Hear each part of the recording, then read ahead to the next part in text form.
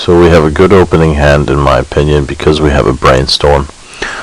We also have a fetch land, a blue source to play before the fetch land. Reliquary Tray is not bad. Having a third land or a third mana source is good here. We've got a tutor. Future Sight is pretty good. It's a little slow, but it guarantees we'll get there. And Passing Flames is pretty strong, especially if we get a wheel effect or something like that. Wheeler Windfall. But the brainstorm is really going to make or break the hand because we're going to get a C top 3, hopefully take mana or more quick cantrips or something like that. Fetch away one card that we don't want because we're going to pass Brainstorm. He could possibly be playing Duress Effects.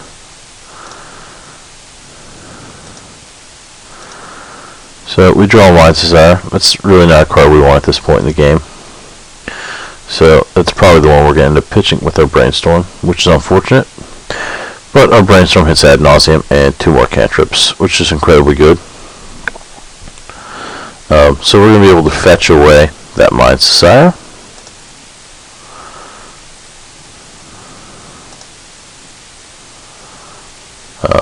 We're going to use a Ponder here to shuffle. We get a land. That's what we're going to do. The Ponder shuffle.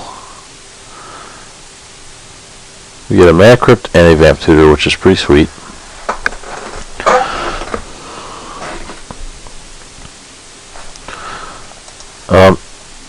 Pause.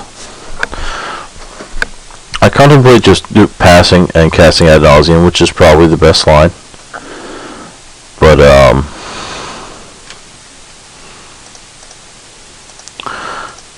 I'm not exactly sure what he's playing yet. And I have this Reliquary Tower, and I can take a really safe line just drawing a bunch of cards and go into something like 20 life and then winning the next turn guaranteed. But then I realized that that's probably just dumb and I can go for it. He doesn't have blue or anything. It's kind of funny. So instead of just tapping out on his end step to win with this Ad Nauseam, I make it incredibly hard on myself for no apparent reason.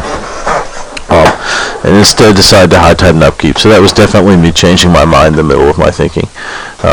I should just cast this on his end step realistically because I'd have 5 extra mana. Yeah, 5 extra mana.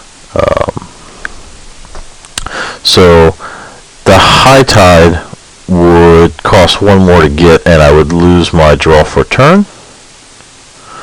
But as you can see here, we're going to use Ad Nauseam. We cast the high tide underneath it. We have not made a land drop, but we are tapped out.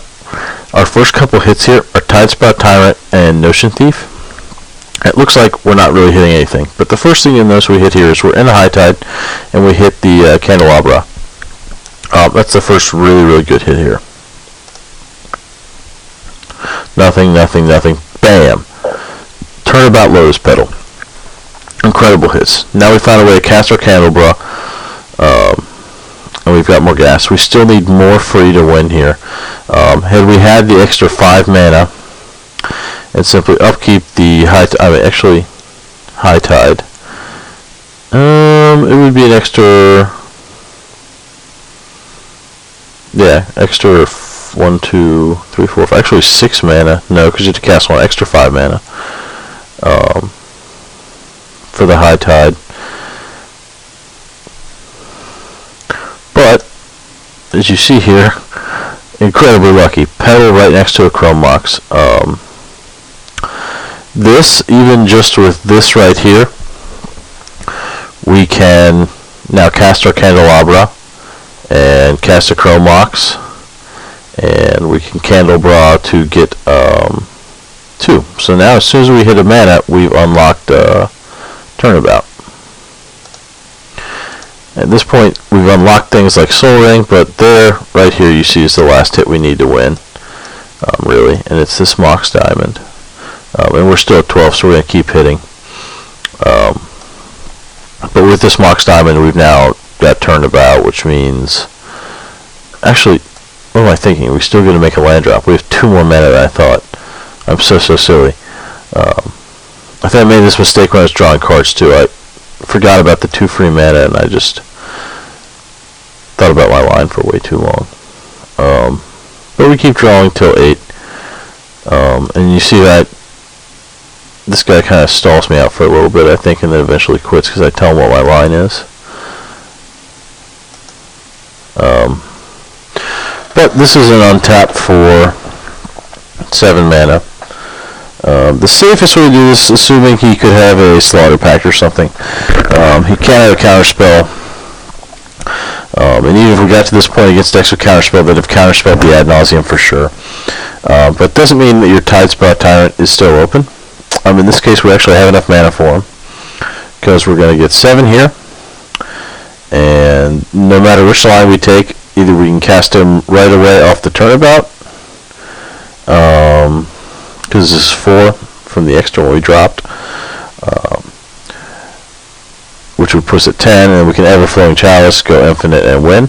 But the safer line would be to turnabout to 10, and then Past in Flames into another High Tide, and then turnabout again, which from 5 puts you back to, what, 10 or 11? So you probably want to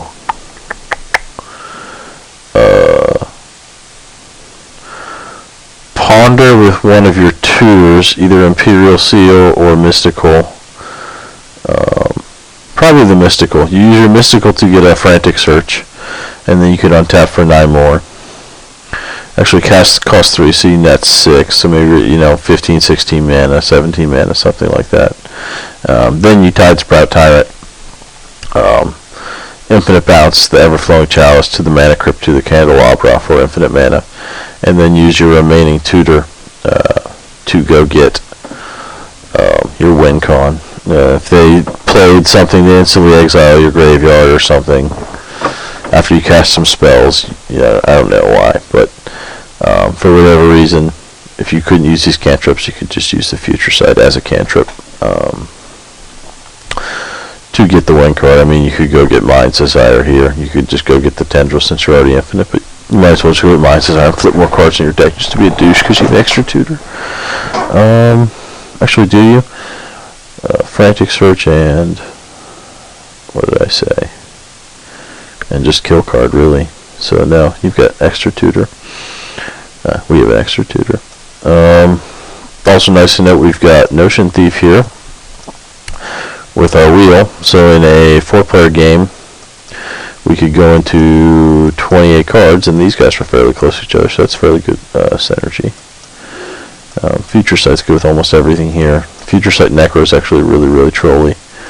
The tutors are good with everything, obviously. Like this plus this is probably Yawgmoth's Will. Either of these two. And then we can set up the same stuff we just did without having to draw this many cards. We can just dump exactly what we want with this to set our High Tide shit up. Yeah, I don't see a card that I don't like in my hand. The weakest card that I drew this game is probably Everflowing Chalice. But considering it's a 0-drop and it's an ad nauseum deck, and we almost always want to be ramping on 2, and we really don't even have as much acceleration at that slot as we'd really want. But it has to be a certain quality or we don't really want it, and this passes that test because it doesn't hit you for anything. The splash, what it cost me this game, the red splash, was 4 life, which could have been a couple more hits on ad nauseum. However, look at the card quality we got here. Though we didn't get much red, these are amazing, amazing cards at like every phase of the game. They're actually really good together as well. This is what made this good. If I didn't have the splash, he wouldn't have hit unless I wanted to use one of these and drew it with him. This gives me my Yawgwill, so I already have this combo. So actually, if I want to, with Past in Flames and Intuition, another line I could take with even less mana, maybe. No, because no matter what, you have to be able to. Well, it's going to be Barbara. Even just 1, you tap for 2. then you untap 2. So even with just the Lotus pedal, we were already at 4, which means the turnabout just won. Yeah, I mean, we didn't actually need all those zeros. Like, in my head, I was like, I don't know what I was thinking. But yeah, you can just intuition pile untaps here. This. Or, you know, since we've got tutors, shit, we already have the Past in Flames, so we have a High Tide and a Turnabout. It doesn't even matter. That's the thing, like, but if we didn't have these cards, this could go grab them. If we want, we can just go grab the Tendrils with this, because no matter where it goes, we have the Win Con. We could grab pretty much whatever we want. If we want to, we could even grab, like I was worried about, removal on Tie Sprout Tyrant. If you wanted to, you could use the Intuition to go get free counters. And now you have protection for that. Like, there's just so many lines. The cards are just so versatile and so good at every phase of the game. As long as you get enough mana to get going, like, you should be able to find a win. I'm going to go to the deck list real quick. I really hate this new stupid thing, by the way, that Magic makes me use the client. I got 30 lands. My curve actually went up, I think, a little bit, but that's okay. I'm using Doomsday now. I realized you really don't need much to make it good. This is really all you need to have in a Storm deck already to make this card, like, really good. Like, drawing a Labman is not the greatest. However, once you've drawn the Labman, now your Tutor to Doomsday line is, like, faster than your Ad Nauseam lane, and, like, if you have any kind of cantrip, it's just win. So at the opportunity cost to play this is just this, but what you gain is now whenever I draw this card, I can just go straight into a win because I can either tutor for mana or a missing cantrip. Playing this one additional card in the package makes the lines really good. It lets me use the LED gush piles, which are very efficient. Probe does open you to douche scooping with these piles a lot, but LED plus a cantrip is still very good if you have an extra mana. One of my favorite cantrips, favorite for Doomsday nowadays is this card.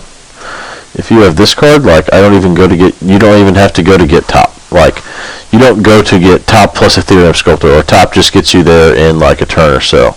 Like, it's nice to have future top in the deck, yes, but you just go get Doomsday, because as long as you can resolve the Doomsday, the game is just over. So, like, if you have enough mana to cast Doomsday, and you even see a tutor on top of your deck, even if it's top deck tutor, it's just instant win with this card now, which is really, really strong. Have less protection than I used to play some more gas. And what I've realized is, even if someone answers you, there's a lot of threat density in this deck, and being able to consistently go fast, and being able to have some backup power when you do either whiff or, you know, get hit by a couple counters or removals, like, the deck has a little more consistently, since I spread the curve a little bit better. You know, some games you'll win with this, it's got a combo with this, like, there's little nested combos, but they're all very efficient, very cheap, very powerful in their own right cards that all kind of go in the Storm Shell. Like, even this guy here, I kind of see him as a draw spell, like, being a little off curve and costing 4 and things like that. Yes, they're bad when you're doing certain lines, like, let's say I'm already casting my Ad Nauseam, no, this is not what I want to draw. But it more than makes up for that, in that every time I draw this card plus any tutor, or one of my 3 wheels plus any tutor, I now have the option of just going for this Mind Twist everyone, draw 28 card line, and not taking any damage. So really, that more than makes up for it when you draw that card at that phase. And there are a lot of phases when you're not casting Ad Nauseam or flipping a Bob. So, plus, it has been nice to have a little more up top, because even though you can start just a little slower, you will always hit on the end much easier, especially with this low rank count. So Maybe this won't get as many turn 2 wins as before, but the turn 4 win is like insanely consistent. Like the deck just doesn't have to get to turn 5 like ever unless interrupted. So you can pretty much guarantee you're going to get some kind of kill by 4 with this deck right now. I kind of like how it's playing. If I wanted to, I could add maybe just a couple more. I think I cut maybe 1 or 2 many 1 converted mana cost anti-control cards. Like I could add back in maybe REB Swan Song or something of that nature. If I did that, maybe I'd take the Tezzeret. He's really nice. Can sometimes tap for more than he costs, and he's kind of a good card to ramp into early, and then use your tutor or something else. It just sets your mana to insane, but he's just kind of slow.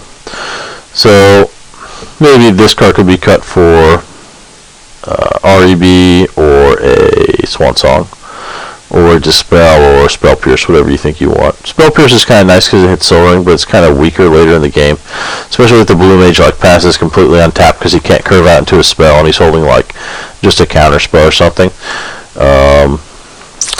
REB and Pyro, and then randomly drawing like both of them when no one's playing blue, and then randomly losing your bad decks is kind of lame, but it more than makes up for it when you play against the blue decks because it's insanely good. But 9 times out of 10, Swan Song or Dispel is probably going to be just as good for the way we want to use the spell. But Swan Song having added versatility in that it can hit additional problem spells and can be used defensively for the combo or defensively for just stopping, like, an Armageddon or something of that nature. Might make this card slightly not as good. But the thing with this card is it's just so insane that I can't not play it with this card right here. I love it with this card. I love it with this card. I love it with... Where is... Oh, because it's not silver.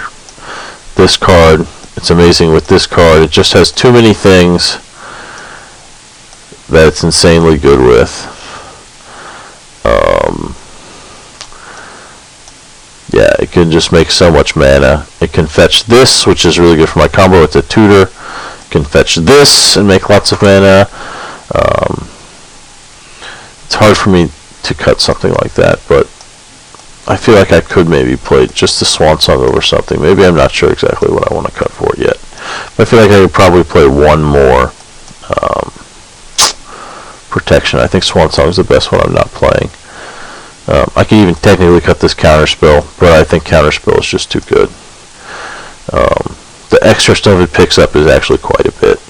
I don't know if it's actually worth that extra 1 mana a lot of times, but really the reason I want a card is I think my density is off by 1, not because I think I need more that cost 1, if that makes sense. Though it does matter quite a bit. It's probably better if this was a Swan Song, but I kind of just want to make space for the Swan Song. The easiest thing to do would just be cut a land. Like, the difference between 29 and 30 lands really isn't that big of a damn deal. The problem is I don't know which one I would cut. It's at that point, really. Unless, like, one of the things I tell people is, if you have a deck with, 34 lands and you're getting Mana Screw all the time, and you add, say, a Mana Confluence to that deck, and then you start to notice that you're not getting Mana Screwed anymore, you're always getting the right number of lands. Well, every single time that happens, but you didn't draw Mana Confluence, then this would have been exactly the same. I'll constantly wheel and just hit a single land, and that's all I need later in the game after I fetch some of them out, and thin my deck a little bit, or 2. We don't really, and I mean 3 is fine, but we're not ever wheeling into 4 and 5 lands or anything. It just does not happen. We will not whiff like that. I like my island count where it is. I know it looks fairly high, but the High Tide is very strong in this deck. Blade Crypt isn't amazing. Taking the 2 extra damage in that game could have been negated by not having it. I don't think I actually... Did I actually need the second black source from it? I can't remember. I think I might have. So, I don't really want to cut... see what I mean? Like, it's not the number 30, it's the problem is I have just the right amount of pretty much everything that I want color-wise from my mana base. But yeah, this is how I'm running it as of right now. I'm liking playing Doomsday in Storm Shell, which I've been trying to make work for a long time. And when I realized what I was doing that was wrong, was I was trying to play too much stuff that makes Doomsday really good in a Storm deck, and it was just cutting it too thin. Where you could just put something really tight like this in the Storm Shell, and it's actually really, really good. You don't waste a ton of slots on it. You don't have to worry about finding some stupidly crazy line, because you just have so much mana and stuff in this deck that instead of worrying about, hey, I'm going to exactly get to 5 real quick and have so many cantrips that I know I'm going to have one hit, it's more, hey, I'm already at 9 mana. I can just tutor for a cantrip and I'm still going to get there, man, once you have Gush in the deck. So that's one thing I really like that I've worked in here. I've been trying to do that for a long time, since I really like these cards. It's been a little harder since I've been playing with a different ban list, and I can't use most of these cards in my paper group anymore. But for instance, I think, let's see how many cards I have that are banned. They didn't ban that, surprisingly, but that's fine by me. Banned.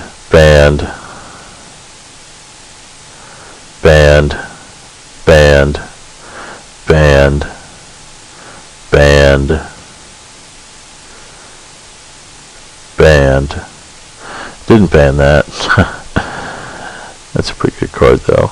I think we probably should ban this, but I mean, I haven't really been using it. Banned.